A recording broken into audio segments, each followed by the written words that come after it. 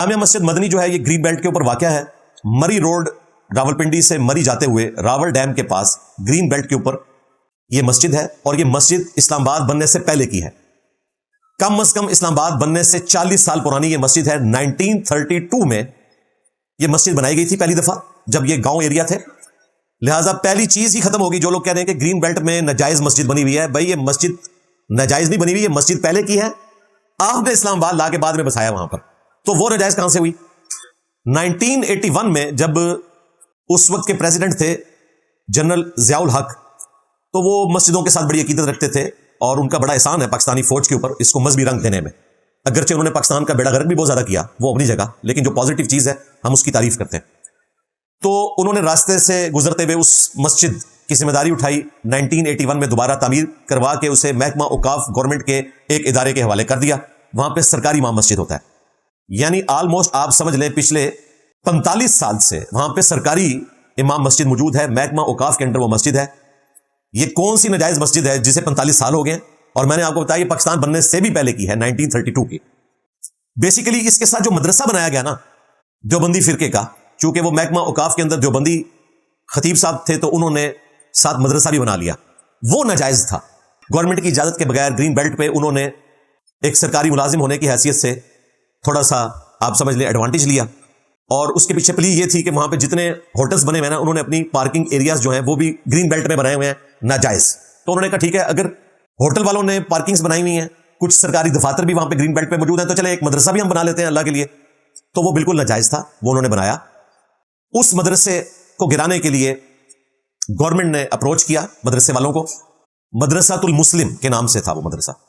तो वहां जो लोग थे उन्होंने कहा ठीक है जी आप इसे गिरा दें, लेकिन इसके इक्विवेलेंट हमें कोई जगह दें। हालांकि ये भी गलत बात थी, उसकी वजह यह है कि जो चीज खुद ही नाजायज है उसके इक्विवेलेंट जगह मांगनी नहीं चाहिए। फिर भी गवर्नमेंट ने बड़े ज़र्फ का मुजाहरा किया और उन्हें मार्गला टाउन फेज 2 के अंदर एक बहुत बड़ी जगह के ऊपर 4 करोड़ रुपया लगा के 40 मिलियन एक बकायदा मदरसा बहुत बड़ा बनाकर दिया, और फिर रिटन फॉर्म में उनके हवाले किया। उस मदरसे वालों की भी नेकी है, उन्होंने कहा कि आप हमें पैसे ना दें, हमें मदरसा बना के दें, हम आपसे पैसे नहीं पकड़ेंगे।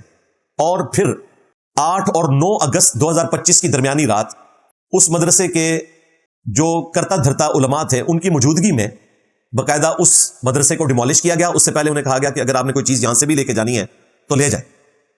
हालांकि जो मदरसा बना है उसमें किसी चीज की जरूरत नहीं थी, फिर भी उन्होंने कहा चले कोई दरवाजा कोई खिड़कियां लेके जानी है तो आप ले जाए। उसे डिमोलिश किया और ये हैप्पी एंडिंग हो गई। बिल्कुल इस मदरसे के साथ एक मस्जिद थी, उसकी बिल्डिंग इसके साथ जुड़ी भी जरूर है, लेकिन वो अलग से दीवार थी। और हैरान कुन बात बताऊं, इस मदरसे के जो बच्चे हैं वो उस मस्जिद में नमाज नहीं पढ़ते थे, वो छोटे बच्चे थे, वो मदरसे के अंदर ही नमाज पढ़ते थे। लिहाजा उस मस्जिद का इस मदरसे के साथ कोई ताल्लुक नहीं था, सिवाय इसके कि वो इकट्ठे थे। उसके नमाजी अलग, ये नमाज मदरसे के अंदर ही पढ़ते थे। वो गवर्नमेंट के अंदर, ये फिरका देवबंद के अंदर मदरसा जो था। इनके कान खड़े हो गए कि ऐसा ना हो कि कहीं ये मदरसे की आड़ में मस्जिद भी ना गिरा दे। तो इन्होंने उस मौके पर इंतजामिया को बार बार ये चीज कही कि ये मदरसा हम गिराने आपको दे रहे हैं, ऐसा ना हो कि आप मस्जिद गिरा दे। तो उन्होंने कहा मस्जिद हमने क्यों गिरानी है, वो तो 1932 की मस्जिद है। हालांकि वो बदनीयती पे मबनी उनका बयान था, इरादा वो कर चुके थे। उसकी रीजन मैं आपको बताता हूं क्या थी, वो बाद में बताता हूं कि ये मस्जिद क्यों गिराना चाहते हैं वो, या और भी मसाजिद जो है।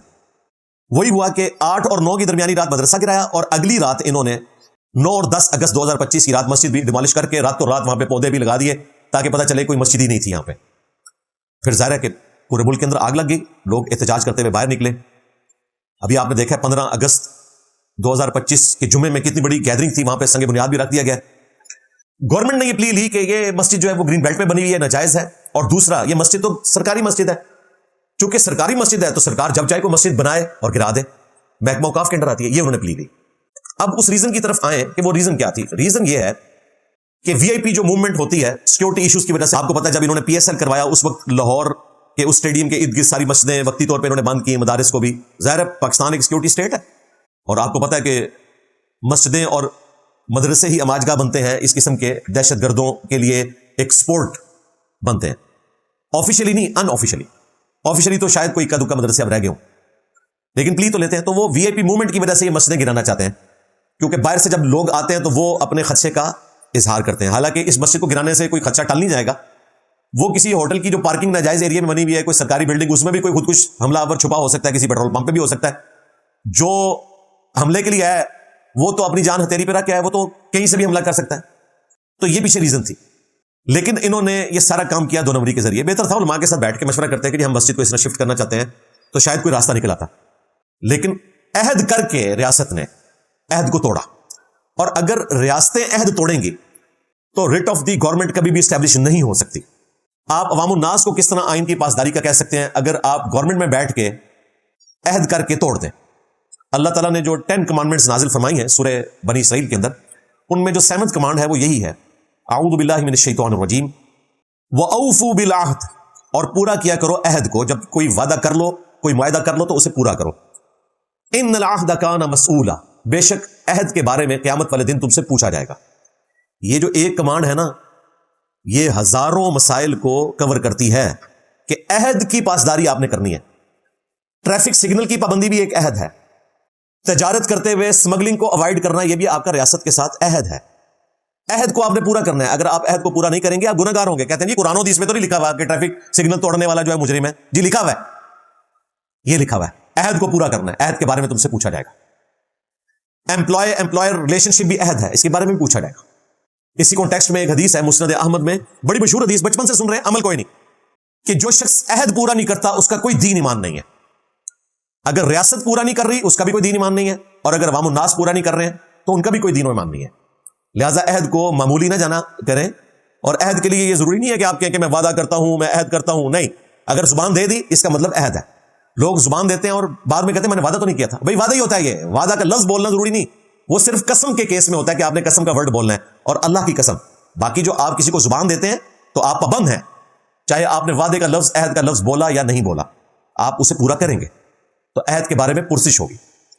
پچھلے دنوں آپ نے دیکھا ہوگا کہ پارلیمنٹ میں بھی بڑی غصے میں بھری ہوئی تقریر کی ہے ہمارے جو ممدوح ہیں مولانا فضل الرحمان صاحب حافظہ اللہ تعالی, اور بالکل جسٹیفائی ہے ان کا غصہ, کیونکہ یہ جس 2 نمبری کے ساتھ اسلام آباد کی انتظامیہ نے دھوکہ دے کر یہ سارا عمل کیا کہ مدرسے کی پلی لے کر مسجد بھی اڑا کے رکھ دی. اس لیے آپ دیکھیں جو طلال چودھری صاحب ہے حافظہ اللہ تعالی من الجنۃ والناس, وہ تقریر کرتے ہوئے جو بات کر رہے ہیں نا وہ آدھا سچ بیان کر رہے ہیں, لیکن پورا سچ یہ ہے کہ یہ سارا شفٹنگ کا معاملہ مدرسے کے لیے ہوا تھا, مسجد کا تو لینا دینا ہی نہیں تھا اس میں. مسجد آپ نے اس کی آڑ میں ویسے اڑا کے رکھ دی, غلط بیانی کی, دھوکہ دیا. اب خیر یہ بیک فٹ پہ وقتی طور پہ تو چلے گئے, لیکن مجھے نہیں لگتا کہ مکمل طور پہ یہ گئے ہیں. ہو سکتا ہے کچھ دنوں بعد آپ کو چند اور باتیں سننے کو ملے. 50 مساجد کی لسٹ نکلی ہے, اس میں فیصل مسجد بھی ہے. فیصل مسجد بھی ہے. فیصل مسجد کے جو خطیب صاحب ہیں ان کو بھی فون کیا ہے, انہوں نے کہا بھائی میں تو فیصل مسجد کا خطیب ہوں, یہ تو پاکستان کی قومی جامع مسجد ہے. پھر اس نے فون بند کر دیا. یہ ہماری انتظامیہ کی ورکنگ ہے. ہمارے ایک صحافی دوست ہیں, کچھ عرصہ پہلے ان سے اچھا تعلق بنا ہے, عمار خان یاسر حافظہ اللہ تعالی, وہ لمحہ بلمحہ اس حوالے سے اپڈیٹ کر رہے ہیں یوٹیوب کے اوپر. اور جو پرسوں جمعہ ہوا 15 اگست 2025, تو وہ سارا جمعہ بھی انہوں نے اس میں اپنی ویڈیو میں کور کیا, اس جگہ پہ جو اتنے عوام الناس اکٹھے ہوئے ماشاء اللہ تعالی. میں مولانا فضل الرحمان صاحب سے ریکویسٹ کروں گا کہ جتنا آپ نے شور شرابہ کیا نا اس مسجد کے مسئلے پہ, ہم آپ کے ساتھ ہیں. اس سے زیادہ شور شرابہ پارلیمنٹ میں جو شراب کے لیے لائسنس 4 ہوٹلوں کو اسلام آباد میں دیا گیا نا, یہ آپ کا یہ بھی آنا چاہیے. اس سے بڑا احتجاج اس کے لیے بھی ہونا چاہیے, کیونکہ وہ اس سے بڑا ایشو ہے. باقی CDA جو کیپٹل ڈیولپمنٹ اتھارٹی ہے اور ان کے جو کرتا دھرتا ہے, اور جو وفاقی وزیر ہیں محسن نقوی صاحب حافظہ اللہ تعالی من الجنۃ والناس, اور ان کے ساتھ جو وزیر مملکت ہیں طلال چودھری صاحب. ایک وفاقی وزیر ہوتا ہے, ایک وفاقی وزیر مملکت ہوتا ہے, یہ 2 الگ الگ جے. وہ طلال چودھری صاحب ہیں. تو میں ان دونوں سے ریکویسٹ کروں گا کہ آپ خام خواہ, پاکستان پہلے کے ہی ایک مسائل میں گھرا ہوا ہے, تو یہ ایک مسئلہ آپ سیکورٹی کے نام کے اوپر کھڑا کر کے مصیبت کھڑی نہ کریں اپنے لیے بھی اور پاکستان کے عوام کے لیے بھی. دوسری طرف آپ دیکھیں ہمارے بڑوں کا اپنا کیا حال ہے. 2019 کے اندر آپ کو پتا ہے اس وقت ایک چیف جسٹس صاحب تھے, انہوں نے اس وقت باقاعدہ طور پر ان بلڈنگز کو جو سرکاری طور پر غلط تھی جرمانہ لے کر لیجیٹمائز کر دیا, جس میں ہمارے جو ایک ممدوح پرائم منسٹر ایکس, ان کا جو بنی گالا میں مکان تھا 300 کنال کا, وہ لیجیٹمائز کیا جرمانہ لے کر. دیکھیں اشرافیہ کے لیے اور قانون ہے اور عوام الناس کے لیے اور ہے. اب افسوس کی بات ہے کہ وہ جس کا مکان لیگلائز کیا وہ ہمیں یہ حدیث سنایا کرتا تھا کنٹینر کے اوپر, اور خود اس نے اپنے ساتھ یہ کروایا. پھر ایک بہت بڑی بلڈنگ تھی بلو ایریا میں, اس میں تمام پولیٹیکل جماعتوں کے اپارٹمنٹس تھے. آپ حیران ہوں گے, پیپلز پارٹی, نون لیگ, PTI, جماعت اسلامی, غیر قانونی بلڈنگ, اس کو انہوں نے لیگل کر دیا جرمانہ لے کر, نہیں گرائی. اشرافیہ کے لیے اور قانون ہے ان کا, عوام الناس کے لیے اور قانون ہے. تو بھائی اگر قانون ایک بنانا ہے آپ نے تو پھر ٹھیک ہے, جو مسجدیں بقول آپ کے ناجائز بنی ہوئی ہیں تو ان کا بھی جرمانہ لے کر ان بلڈنگز کو بھی آپ لیگلائز کر دیں، ورنہ یہ دو نمبری اگر آپ کریں گے تو پھر عوام میں آپ کے خلاف غصہ آئے گا۔ صحیح بخاری اور صحیح مسلم دونوں میں حدیث ہے، ایک فاطمہ نامی عورت کی چوری کا مقدمہ رسول اللہ کی خدمت میں پیش ہوا صلی اللہ علیہ وآلہ وسلم، اور پھر ساتھ سفارش بھی آئی اسامہ بن زید کی۔ آپ جلال میں آئے، مسجد میں ممبر لگوایا اسپیشلی اس ٹاپک کو ایڈریس کرنے کے لیے۔ آپ نے فرمایا تم سے اگلے لوگ صرف اسی لیے تباہ و برباد ہو گئے کہ ان کے اشرافیہ کے لیے اور قوانین ہوتے تھے، عوام الناس کے لیے اور۔ اللہ کی قسم اگر میری بیٹی فاطمہ بھی چوری کرتی تو میں اس کے بھی ہاتھ کٹوا دیتا، مجھے اللہ تعالیٰ کے حقوق کے معاملے میں تو سفارش کر رہے ہو؟ یہ نبی اسلام کی تعلیمات تھی۔ اور فاطمہ کون؟ جو جنتی عورتوں کی سردار ہیں، صحیح بخاری صحیح مسلم میں آیا، ان کو فرنٹ پہ رکھ کے باقی امت کو نبی اسلام نے میسج دیا۔ یہاں پہ لوگوں نے معاملے کو ہلکا سمجھا ہوا ہے۔ اور دوسری طرف جو ناجائز جگہوں پر مساجد بناتے ہیں، مدرسے بناتے ہیں، یا قبضہ کر کے لوگوں کی زمینوں کے اوپر اپنا مکان بنا لیتے ہیں، یا کرایہ دار کی حیثیت سے گھستے ہیں کسی مکان کے اندر اور پھر اس پہ قبضہ کر لیتے ہیں، لوگوں کی زمینوں کو ہتھیا لیتے ہیں، انہیں بھی ڈرنا چاہیے۔ بخاری اور مسلم دونوں میں حدیث ہے، اللہ کے محبوب صلی اللہ علیہ وآلہ وسلم نے فرمایا کہ جس نے دنیا میں کسی کی ایک بالشت زمین، ایک بالشت فٹ بھی نہیں بنتا، 9 انچ، یہ دبا لی تو 7 زمینوں کا توق اس کے گلے میں ڈالا جائے گا قیامت والے دن۔ اتنی وزنی چیز صرف ایک بالش زمین دبانے کے اوپر۔ یہاں لوگوں نے ہلکا سمجھا ہوا ہے اس کو، چاہے وہ آپ نے اللہ کے نام کے اوپر مدرسہ مسجد بنانے کے لیے دبائی، چاہے آپ نے ذاتی استعمال کے لیے دبائی، وہی سب کے لیے برابر ہے۔ یہ ذہن میں رکھے گا، یہ نہ ہو کوئی یہ سمجھے کہ مسجد کے لیے آپ ناجائز زمین جو ہے وہ ہتھیا سکتے ہیں۔ اس پہ اجماع امت ہے کہ جو ناجائز جگہ پہ بنی ہوئی مسجد ہے وہ مسجد اسٹیبلش نہیں ہوگی، جب چاہیں آپ اس مسجد کو گرا سکتے ہیں، بلکہ گرانا واجب ہے۔ حنفی تو اس میں ایک ہاتھ آگے ہیں، وہ تو کہتے ہیں وہاں پہ نماز بھی نہیں ہوتی۔ ہمارے نزدیک نماز والا کوئی مسئلہ نہیں ہے، نماز تو دنیا میں ہر جگہ ہو جاتی ہے، سوائے چند ایک جگہوں کے میں آج مسائل بتا دوں گا۔ نماز ہو جائے گی لیکن اس مسجد کو گرانا واجب ہے۔ نماز تو پوری دنیا میں آپ جہاں پاکیزہ جگہ آپ پڑھ سکتے ہیں۔ بخاری مسلم میں حدیث ہے، مجھے اللہ تعالیٰ نے 5 ایسی خصوصیات دی ہیں جو کسی اور پیغمبر کو نہیں ملی۔ ان میں پہلی خصوصیت یہ ہے کہ یہ سارا پورا ارض میرے لیے مسجد بنا دیا گیا، میرے امتی جہاں چاہے نماز ادا کر سکتے ہیں، بشرطے کہ وہ جگہ پاک ہونی چاہیے، یہ اس کے لیے شرط ہے۔ باقی یہ جو مسجد کسی جگہ سے شفٹ کرنی پڑ جائے، تو حنفی تو کلیم کرتے ہیں کہ جی جو مسجد ایک دفعہ بن گئی اب وہ قیامت تک کے لیے مسجد ہے۔ جائز مسجد کی بات ہو رہی ہے، ناجائز کو تو وہ بھی مانتے ہیں کہ آپ اس کو توڑ سکتے ہیں۔ وہ کہتے ہیں جو جائز مسجد بنی تھی اب وہ قیامت تک کے لیے مسجد ہے، وہاں کوئی اور چیز نہیں بن سکتی۔ ان سے پوچھیں دلیل کیا ہے؟ نہ ان کے پاس کوئی آیت ہے نہ کوئی حدیث ہے، یہ ان کے علماء کے فتاوی جات ہیں۔ اور جس ملک سے دین نکلا ہے حرمین، وہاں پہ سینکڑوں مساجد شفٹ ہو چکی ہیں۔ اگر انہوں نے کوئی موٹر وے بنانی ہے، بیچ میں مسجد آئی ہے، ختم، شفٹ کر دیتے ہیں۔ یہ مسجدیں مجھے بتائیں کس لیے ہیں؟ جہاں پہ لوگ نماز پڑھیں۔ اگر مسجد ایسی جگہ پہ جہاں سے آپ نے باری ختم کرنی ہے تو مسجد کو ختم کرنا ہوگا، یا عوام الناس کی بہتری کے لیے وہاں سے بڑی روڈ گزارنی ہے تو آپ مسجد کو ختم کر کے مسجد کو دوسری جگہ شفٹ کریں گے۔ مسجد انسانوں کے لیے بنائی گئی ہے، انسان مسجدوں کے لیے نہیں بنائے گئے۔ لہٰذا ہمارے نزدیک اگر کوئی جائز مسجد بھی گورنمنٹ سمجھتی ہے سیکورٹی ریزنز کی وجہ سے یا کسی سڑک کی توسیع کی خاطر اسے ختم کر کے دوسری جگہ پہ شفٹ کرے تو یہ بالکل جائز ہے، اس کے خلاف ہمیں کوئی دلیل نہیں ملتی۔ تو یہ ہمارے سب کانٹیننٹ کے جو حنفی اسکول آف تھاٹ کے علماء ہیں ان کے اتنے سخت قسم کے فتاوی جات ہیں۔ قرآن و سنت میں ایسی کوئی چیز نہیں ہے، اور جب کوئی مسئلہ اجتہاد کے اوپر ہوتا ہے قرآن و سنت کے دلائل کی روشنی میں، تو وہاں پہ آپ مختلف رائے رکھ سکتے ہیں۔ سنن نسائی کے اندر حدیث موجود ہے، المصنف ابن ابی شیبہ میں موجود ہے، حضرت عمر نے رضی اللہ تعالیٰ عنہ قاضی شرح جو کوفہ کے چیف جسٹس تھے ان کو خط لکھا، اور اس میں انہوں نے انہیں فرمایا کہ جب بھی کوئی مسئلہ تمہیں درپیش ہو تو سب سے پہلے اللہ کی کتاب میں تلاش کرنا، اگر اللہ کی کتاب میں نہ پاؤ تو پھر سنت میں تلاش کرنا، سنت میں بھی نہ پاؤ پھر امت کے اجماع میں دیکھنا، اور اگر اجماع میں بھی نہ پاؤ پھر اجتہاد کر لینا، اور بہتر ہے کہ اجتہاد نہ ہی کرو، یعنی یہاں تک نوبت پہنچے ہی نا ویل لیفٹ کر دو اس مسئلے کو۔ لیکن بعض اوقات کسی مسئلے کو آپ ویل لیفٹ نہیں کر سکتے، اجتہاد کرنا پڑتا ہے۔ تو میرے نزدیک جو علماء عرب کا اجتہاد ہے وہ بالکل درست ہے کہ مسجد کو آپ شفٹ کر سکتے ہیں۔ ابھی کچھ عرصہ پہلے ہمارے جہلم شہر میں ایک بہت بڑی مسجد ایک بندے نے بنوائی، اب وہ جو پرانی مسجد تھی اس کے ساتھ پلاٹ لے کے اس نے نئی مسجد بنائی، تو وہ جو پرانی مسجد تھی وہ بھی ایڈجسٹنٹ تھی۔ تو اب مولوی کہہ رہے ہیں کہ جی آپ اس مسجد کو بھی اس کا حصہ بنائیں، اب یہ ختم نہیں ہو سکتی۔ تو اس نے کہا میں اس جگہ پہ مسجد کے ایڈجسٹنٹ کوئی مدرسہ یا اور گراؤنڈ یا پارکنگ ایریا بنانا چاہتا ہوں۔ تو مولوی نے کہا یہ تو ہو ہی نہیں سکتا، جو مسجد ایک دفعہ بن گئی وہ قیامت تک کے لیے مسجد ہے۔ مولوی دماغ نہیں اپنا استعمال کرتے کہ مسجد انسانوں کے لیے ہے، انسان مسجدوں کے لیے نہیں ہے۔ اگر ایک بندے نے اس کے ساتھ اتنی بڑی مسجد بنائی ہے اور اب وہ اس مسجد کو جو تھوڑا نچلا ایریا ہے پارکنگ کے طور پہ ڈکلیئر کرنا چاہتا ہے تو وہ اس کو نہیں کرنے دے رہے، وہ کہہ رہے ہیں اس کو بھی اس کا حصہ بناؤ۔ تو میں نے کہا کسی مولوی سے کوئی پوچھنے کی ضرورت نہیں ہے، یہ زمین اگر تیرے نام پہ ہے جو تیرا دل کرتا ہے کر۔ یہ مولویوں کی منہ شگافی ہیں، ان کا دین سے کوئی تعلق نہیں ہے، یہ ان کے ذاتی فتوے ہیں. تو یہ مسئلہ بھی ساتھ کلیئر کرنا ضروری ہے. پچھلے دنوں مفتی تقی عثمانی صاحب نے بھی ایک بڑی اچھی بات کی، میں چاہ رہا ہوں کہ آج میں وہ بھی ڈسکس کروں، اور بڑا اچھا انہوں نے دعویٰ کیا. مفتی صاحب نے فرمایا حفظہ اللہ تعالی کہ پاکستان کی حکومت کوئی ایک مسجد ایسی بتائے جو حکومت نے بنوائی ہو. یہ ساری مسجدیں عوام الناس کے چندے پہ بنائی جاتی ہیں.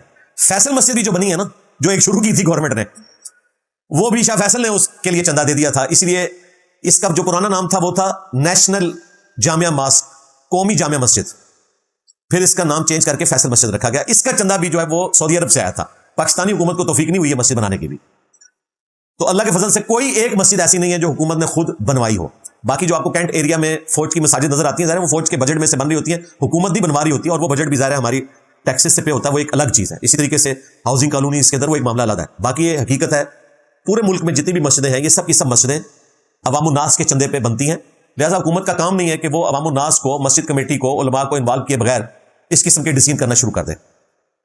اور اسلام آباد میں تو مسجدیں 100% عوام الناس کے چندے پہ بنتی ہیں اور بڑی محنت سے بنتی ہیں. میں نے آپ کو پہلے بھی کئی دفعہ بتایا ہے کہ سیکٹر ابھی لانچ ہوتا ہے، دور دراز تک آپ کو کوئی مکان نظر نہیں آتا.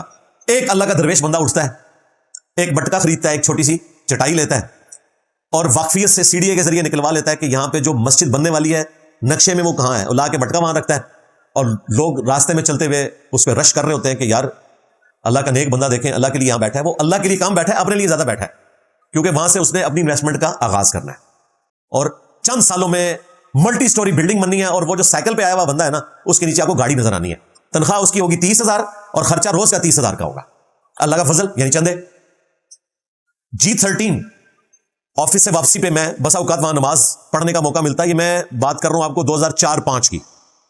تو چھوٹی سی ایک مسجد اسی طرح کی چٹائی والی، حسین ابن علی رضی اللہ تعالیٰ عنہ وعلیہم السلام، دیوبند کی مسجد تھی. آج آپ ذرا G13 میں جائیں تو وہ 4 سٹوری بلڈنگ، اتنا بڑا مدرسہ بن چکا ہوا ہے. اللہ کا فضل ہے، اچھی بات ہے. اس کی جو پازیٹیو چیز ہے وہ اپنی جگہ، لیکن اس میں جو نیگیٹو چیزیں جڑی ہوئی ہیں کہ یہ آپ کا سورس آف انکم بن جاتا ہے، اور سبسسٹنس لیول کے اوپر نہیں، بڑے لیول کے اوپر. وہ غلط ہے. سبسسٹنس لیول پہ ہو تو جائز ہے. اور صرف دیوبند نہیں، G11 مرکز میں آپ کو جو سب سے بڑی مسجد نظر آ رہی ہے نا، جو دعوت اسلامی کے پاس ہے، باپا جانی کے پاس، یہ 1999 میں لڑ جھگڑ کے انہوں نے مسجد پہ قبضہ کیا تھا. کئی لوگوں کے سر پھٹے تھے. اس وقت ہم بھی دعوت اسلامی میں تھے، اور میں انجینئرنگ یونیورسٹی میں 3rd ایئر میں پڑھتا تھا، تو ہمیں سننے کو صرف ملا تھا کہ جی مرکز ہمیں اسلام آباد میں مل گیا، اور وہاں پہ کئی اسلامی بھائیوں کے سر پھٹے ہیں. وہ تو بعد میں پتا چلا یہ سر کیوں پھٹتے ہیں. کافر نہیں پھاڑتے، دیوبندی بریلوی آپس میں لڑتے ہیں کہ ہم نے مسجد لینی ہے. وہ مسجد کوئی اللہ کی رضا کی خاطر نہیں لے رہے ہوتے، وہ اڈے ہوتے ہیں کمائی کے، اور ایسی کمائی جو ختم ہی نہیں ہونی. اللہ برکت دے جی، ہماری دعائیں آپ کے ساتھ ہیں. اسی طریقے سے G11 میں آپ کو ایک گول مسجد نظر آئے گی، جامعہ مسجد امام ترمذی کے نام سے. اس میں نے 2008 میں نماز پڑھی ہے. احسان الہی ظہیر صاحب کے جو بڑے بھائی تھے، فضل الہی ظہیر صاحب، وہ درس دیا کرتے تھے. چھوٹا سا کمرہ تھا، آج اتنی بڑی مسجد بن چکی ہوئی ہے. I-10 جہاں میں کئی سال رہا، وہاں گرین بیلٹ کے اوپر اہل حدیث کی بہت بڑی مسجد ہے، دارالاسلام، اور لیگل ہے. حیران کن بات، یہ کہتے ہیں نا کہ گرین بیلٹ کے اوپر لیگل مسجدیں نہیں ہیں، انہوں نے لیگل کی ہے. وہ کیوں کی وہ بھی سن لیں. اس پورے سیکٹر میں اہل حدیث کو ایک مسجد بھی نہیں ملی تھی، تو انہوں نے زبردستی گرین بیلٹ کے اوپر مسجد بنا لی چھوٹی سی. گورنمنٹ کے پاس پلاٹ نہیں تھا، پھر الٹیمیٹلی گورنمنٹ نے اجازت دیا، بہت بڑی مسجد بن چکی ہے. انہوں نے طے کیا ہوا ہے کہ ہم نے اتنے % مسجدیں دیوبندیوں کو دینی، زیادہ دیوبندیوں کو دیتے ہیں. اس کے بعد بریلوی، اہل حدیث تو بیچارے کسی کھاتے میں نہیں، اور شیعہ تو بالکل آخری نمبر پہ آتے ہیں. ان کو کوئی ایک آدھ کوئی پلاٹ کہیں بچ جائے تو ان کو دے دیتے ہیں، اور وہ بھی اپنی مسجد بنا لیتے ہیں. اچھا، شیعہ کی بھی جو مسجد ہے وہ اسے مسجد ہی کہتے ہیں.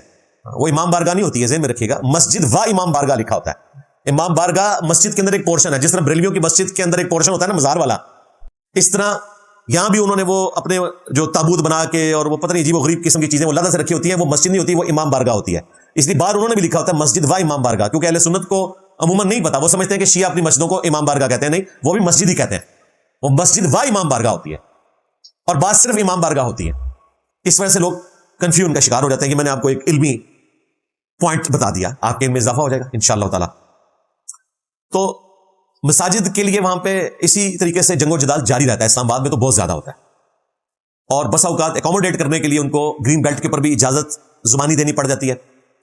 اسی وجہ سے مسجدیں آپ کو ناجائز جگہ پہ بنی ہوئی نظر آئیں گی، اور اس میں گورنمنٹ کا بھی قصور ہے. اتنی بڑی آبادی، 2 کلومیٹر بائی 2 کلومیٹر کے ایک سیکٹر میں انہوں نے مین جو مارکیٹ ہے اس میں ایک مسجد دی ہوئی ہے، اور جو سب سیکٹرز ہیں ان میں ایک ایک مسجد.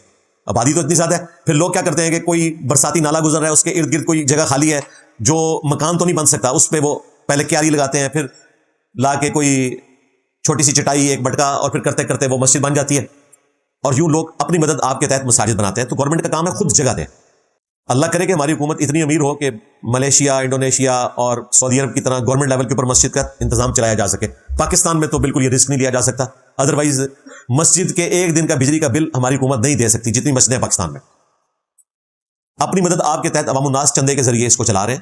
یہ اسی طریقے سے چلے تو بہتر ہے جب تک کہ ہماری اکانومی کوئی مضبوط نہیں ہوتی. مسجدوں کا ذکر آیا تو میں آپ کو حیران کن بات بتاؤں کہ دنیا میں سب سے زیادہ جو مساجد ہیں وہ انڈونیشیا کے اندر ہے، جو آبادی کے اعتبار سے کسی زمانے میں سب سے بڑا اسلامی کنٹری تھا، لیکن الحمدللہ پاکستان نے اس کو کراس کر دیا ہے. پاکستان تو 2050 تک امریکہ کو بھی کراس کرنے والا ہے انشاءاللہ. قید ہو رہا انشاءاللہ. تو انڈونیشیا اب دوسرے نمبر پہ آ گیا، لیکن مساجد میں دنیا میں پہلے نمبر پہ ہے. 8 لاکھ مسجدیں ہیں انڈونیشیا میں، کیونکہ وہاں لوگ نماز پڑھتے ہیں. ٹریفک بلاک ہو جاتی ہے نماز کے اوقات میں، تو اب گورنمنٹ نے موبائل مسجدیں وہاں پہ انٹروڈیوس کروائی ہیں کہ جہاں پہ بلڈنگز ہیں، آفیسز ہیں، قریب مسجد نہیں، لوگ ڈرائیو کر کے دور جاتے ہیں، اس کی وجہ سے پارکنگ کا بھی ایشو بن جاتا ہے اور ٹریفک میں بھی رش ہوتا ہے. تو انہوں نے موبائل بڑے بڑے کنٹینر رکھے ہوئے ہیں، وہ لا کے بلڈنگ کے باہر کھڑا کرتے ہیں، لوگ بلڈنگ سے اتر کے اس میں نماز پڑھتے ہیں. وہاں یہ کنسیپٹ نہیں ہے کہ آپ نماز پڑھے بغیر بھی مسلمان ہو سکتے ہیں. انڈونیشیا کی بات کرو. دوسرے نمبر پہ ہمارا جو پڑوسی ملک ہے انڈیا، یہ دنیا میں مساجد کے اعتبار سے دوسرا بڑا ملک ہے. 4 لاکھ مساجد ہیں. تیسرے نمبر کے اوپر بنگلہ دیش ہے 3.5 لاکھ، اور چوتھے نمبر پہ پاکستان ہے 3 لاکھ مساجد. یہ 4 سب سے زیادہ مساجد والے ملک ہیں. ترکی، ایران، سعودی عرب، مصر، ان کا نمبر بعد میں آتا ہے. ٹاپ کے 4 ملک یہی ہیں. تو یہ میں نے آپ کو ایک انفارمیشن کے طور پہ ساتھ بات کر دی. اینڈ پہ میں پرائم منسٹر اور چیف جسٹس اور آرمی چیف سب سے ریکویسٹ کروں گا کہ اس معاملے کو دقت نظر سے دیکھیں اور اس ایشو کو ریزالو کریں. اور جو باقی آپ نے کیوں میں لگائی ہوئی ہے مساجد، اس کو بھی دیکھیں کہ یہ کس طرف لے کر جا رہے ہیں معاملے کو، بجائے اس کے کہ دنگا فساد ہو. اس معاملے کو خوش اسلوبی سے حل کرنے کی کوشش کریں. صحیح بخاری اور صحیح مسلم دونوں میں حدیث ہے. اللہ کے محبوب صلی اللہ علیہ وآلہ وسلم نے فرمایا، تم میں سے ہر شخص نگہبان ہے اور اس سے اس کی رعیت کے بارے میں پوچھا جائے گا. پھر آپ صلی اللہ علیہ وآلہ وسلم نے فرمایا کہ ایک حاکم اپنی رعایا کے اوپر نگہبان ہے، اس سے اس کے بارے میں پوچھا جائے گا. ایک مرد اپنی بیوی اور بچوں کے اوپر حاکم ہے، اس سے اس کے بارے میں قیامت والے دن پوچھا جائے گا. اور ایک بیوی اپنے خامند کے مال اور اولاد کے اوپر حاکم ہے، قیامت والے دن اس سے متعلق پوچھا جائے گا. ایک اور حدیث ہے صحیح بخاری اور صحیح مسلم میں، اللہ کے محبوب صلی اللہ علیہ وآلہ وسلم نے فرمایا کہ بدترین گڈریا اگر کوئی ہو سکتا ہے نا، تو وہ کسی قوم کا حکمران ہو سکتا ہے. جیسے گڈریا جو ہے نا وہ بھیڑ بکریوں کی حفاظت کرتا ہے نا، تو حکمران کا بھی کام ہے کہ عوام الناس کی وہ حفاظت کرے گا. لیکن بدترین گڈریا ہوگا، اگر اس نے انصاف نہ کیا وہ جنت کی خوشبو بھی نہیں پائے گا. یہاں تو لوگوں کو پرائم منسٹر کی شیروانی پہننے کا بڑا شوق ہے، چیف جسٹس بننے کا شوق ہے، آرمی چیف بننے کا شوق ہے، لیکن یہ نہیں پتا کہ اس کے ساتھ چیزیں کیا جڑی ہوئی ہیں. لیکن یہ بھی حقیقت ہے کہ اگر کوئی شخص انصاف سے کام لے تو وہ بھی حدیث ہے صحیح بخاری اور صحیح مسلم دونوں میں کہ آپ صلی اللہ علیہ وآلہ وسلم نے فرمایا، قیامت والے دن اللہ کے عرش کے سائے کے سوا کوئی اور سایہ نہیں ہوگا، اور 7 قسم کے لوگ ہیں جنہیں اللہ کے عرش کا سایہ ملے گا. ان میں پہلے نمبر پہ عادل